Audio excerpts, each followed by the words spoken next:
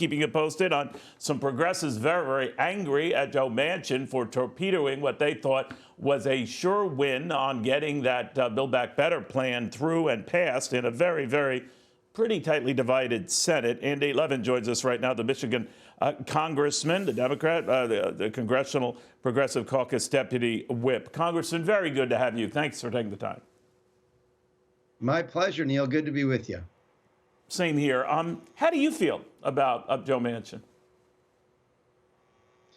Well, I don't get mad that much. I mean, Neil, I get mad when people whack me on the ice rink when I'm playing hockey, but I don't. I just don't understand where Senator Manchin is coming from, because West Virginians would benefit disproportionately from this.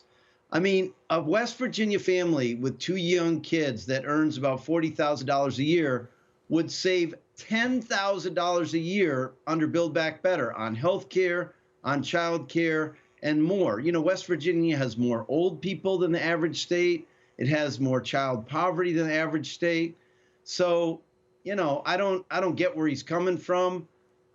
He represents about 40% as many people as live in the Metro Detroit area. So this one senator from representing that many people is holding up this whole train of progress for our country. But we will, you know, we will have to deal with him. What I think we need to do is have the president begin to take executive action now on some things that he can, while we continue to negotiate to get this done early in the new year. So, for example, he could negotiate to lower, he could take executive action to lower prescription drug prices now. He could take multiple executive actions on climate change now. And he could give a Christmas present to the millions of people who owe student debt and eliminate a lot of student debt right now by a stroke of the pen. So that's what I think he could just redo the whole measure, right, Congressman? There's been talk that he might once again revisit. He certainly hinted at it, talking to Joe Manchin again about a Build Back Better, more focused program where you get rid of the things or put a priority on the things that you want. Maybe the very 3 items you mentioned. What do you think of that? Well, the problem is that we have one shot at this, because not a single Republican is going to vote to provide child care for all American families, and they pay no more than 7% of their income. Not a single Republican is going to vote to give pre-K to all 3- and 4-year-olds. And they're not going to vote for the climate change measures, and you can just go down the list.